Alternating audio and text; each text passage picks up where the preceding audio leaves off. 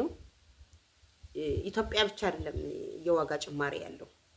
አዎ የዋጋ ጭማሪ ዓለም ላይ ነው ያለው። የዋጋ ጭማሪ የሚታወቃችሁ ኑሮ ውድነት የሚታወቃችሁ ደግሞ የማትሰሩ ሰዎች ናቸው። አሁን እኔ ወደ ኢትዮጵያ ስመጣ አይደለም 100 ሺህ ብር አይደለም 200 ሺህ ብር 50 ብር ይዤ አልመጣሁም። ወደ ኢትዮጵያ ስመጣ እንደ ማንኛውም ሰው ታስሬ ባዶ እጄን እንግዲህ ሰው ታውቃላችሁ፣ ሲታሰር ባዶ እጁን ነው የሚመጣው። ባዶ እጄን ነው የመጣሁት። ባዶ እጄን ስመጣ ግን ከስልኬ ውስጥ ዩቱብ ነበረኝ። አሁን አንዳንድ ሰዎች ቲክቶክ ላይ ወጥተው ዩቱብ እንደዚህ አድርጉ እንደዚህ አድርጉ እንደዚህ አድርጉ ዩቱብ ላይ ፖስትችላችኋለሁ ይሏችኋል፣ ወደ ዩቱብ ለመውሰድ። ዩቱብ ላይ ስትሄዱ ግን ምንም ነገር አልፖሰቱም። እኔ ግን እውነቱን ነው በዚህ የምነግራችሁ።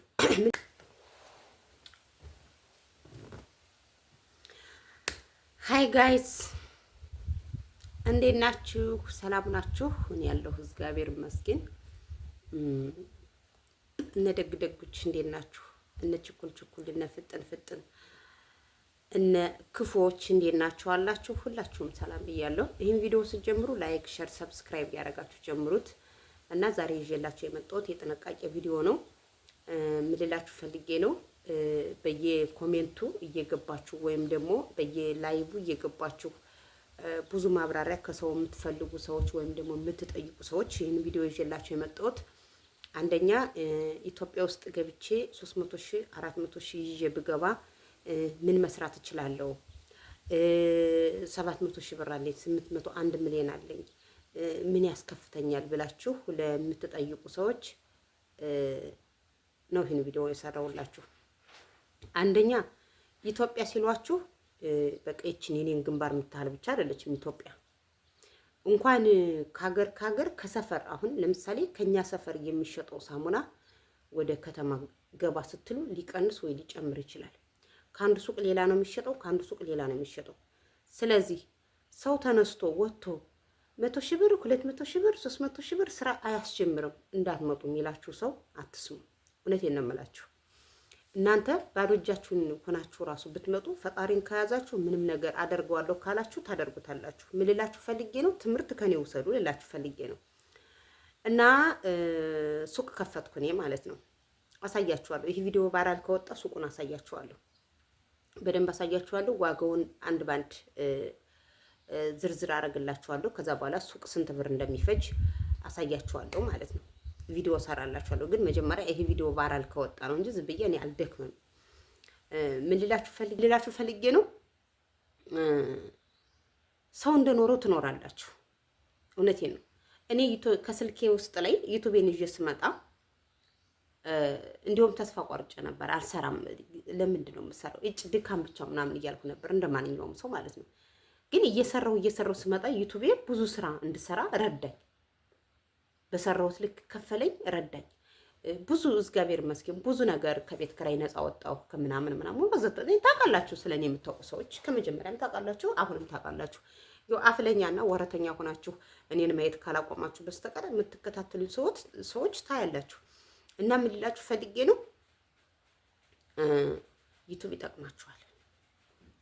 ግን ዩቲዩብ ይጠቅማችኋል ስላችሁ በዘፈቀደ አትስሩ በፍጹም። ሶሻል ሚዲያ ላይ የተፖሰተ ከአንድ ደቂቃ በላይ ቪዲዮ ሾርት ላይ ካልሆነ በስተቀር ሙሉ አትጫኑት። አሁን እንደ ድሮ ኮፒራይት ምናምን አይሰጥም። ሞኔታይዜሽን ነው የሚያነሳው። አንድ ስህተት፣ ሁለት ስህተት፣ ሶስት ስህተት ያልፍሻል። ከዛ በኋላ ኮፒራይት ምናምን የሚባል ነገር የለም። ሞኔታይዜሽን ያነሳባችኋል።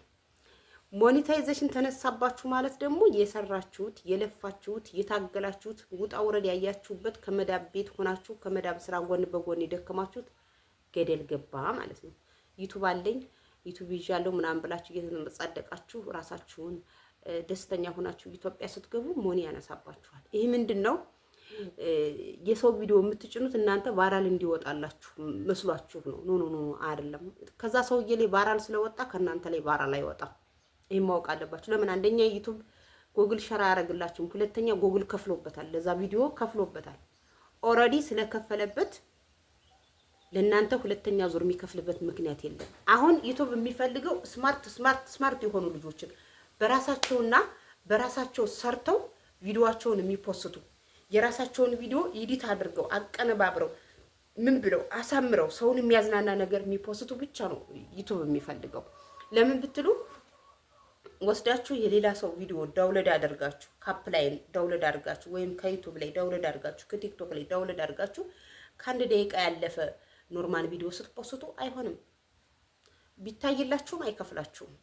ለምን? በቃ ይሄ ህግ ነው። ህግን ካላከበራችሁ ደግሞ ህግን የጣሰ ሰው ታውቃላችሁ። ከህግ በላይ የሚሆን የለም ከህግ በታች እንጂ። ስለዚህ ብር እስከሚከፍላችሁ ድረስ እናንተ አንዳንድ ሰዎች በሃይማኖታችሁ ምስጥ ብላችሁ ተፖስታላችሁ። ፖስትሽ ወይም ደግሞ ፖስትኩ ማለት ሃይማኖተኛ ነህ አትባልም። የባስ እንጀራህን ነው እየዘጋህ ያለኸው። ለምን? ያነ መዝሙሩን ወይ ገዝቶት ሊሆን ይችላል ወይ ዘማሪው ራሱ ፖስቶት ይሆናል። ተከፍሎበታል። እስከ ተከፈለበት ድረስ ጉግል ለእናንተ 2 ዙር አይከፍልም። አዎ። ስለዚህ አሁን ብዙ ልጆች ወደ እኔ እየመጡ ያሉት ከሌላ ቦታም ይሁን ከየትም ራሳቸው ምናምን ያደረጉት ይሁን ሞኒ ተነሳብኝ እያሉ ነው የሚመጡት። ሞኒ ከተነሳ ተነሳ ነው፣ አለቀ። ምንም ማድረግ አትችሉም። ስለዚህ ሞኒ ከመነሳባችሁ በፊት ሳይነሳባችሁም በፊት ምን ማድረግ አለባችሁ? ህጉን መከተል አንቡ። ወይም ደግሞ የከፈተላችሁ ሰው እንደዚህ አታድርጉ ብሎ ሲነግራችሁ እሱን አንደርስታንድ አድርጋችሁ ሴቭ አድርጋችሁ ያዙ። ለምን ብትሉ ሳታነቡ ትከፍታላችሁ። ስትከፍቱ ስምምነቱን ሳትወስዱ ትከፍታላችሁ። ከዛ በኋላ እንደፈለገ ስትፖስቱት የፍላጎታችሁን አይሰጣችሁም። የከፈተላችሁ ሰው ደግሞ ህጉን ሲነግራችሁ ህጉ እንደዚህ ነው እንደዚህ አታድርጉ ብሎ ሲነግራችሁ እናንተ ምን ታረጋላችሁ? ያንን ሰውዬ እንደማያውቅ በቃ እንደሚያካብድ ምናምን አድርጋችሁ ታዩና ምን ታደርጉታላችሁ? ዝም ብላችሁ ትፖስታላችሁ። ከዛ ምን ትሆናላችሁ? እናንተው ነው የምትጎዱት። ስለዚህ በተለይ ስደት ያላችሁ ችግር የለም፣ መልሳችሁ ልትከፍቱ ትችላላችሁ። ዋይፋይም ፍሪ ነው ምናምን ዳታም ልግዛ ብትሉ ርካሽ ነው። ኢትዮጵያ ግን ዋይፋይ በጣም እሳት ነው፣ ውድ ልንገራችሁ። ኢትዮጵያ ውስጥ በጣም ውድ ነው። ወርቅ መግዛት ይሻላል ዋይፋይ ከመግዛት ማለት ነው። ስለዚህ በጣም ውድ ነው ዋይፋይ። ከዛ ላይ ደግሞ እየተቆራረጠ የግድ በግድ ነው ከስልካችሁ ጋር የሚላመደው። እኔ ስላየሁት ማለት ነው። ከስራችሁ ነው ከስልካችሁ ጋር የሚለማመደው 2-3 ዙር ስታስሞሉ ማለት ነው። ይሄ ማለት ምንድነው? ኢትዮጵያ ስትመጡ ሊከብዳችሁ ስለሚችል በስነ ስርዓት ስራችሁን አክብራችሁ ስሩ እያልኳችሁ ነው። እና አንዳንድ ሰዎች ደግሞ እንደዚህ አድርጉ ይህን አድርጉ ብሎ ሰው ዝም ብሎ ያልሆነ ወሬ ሲያወራችሁ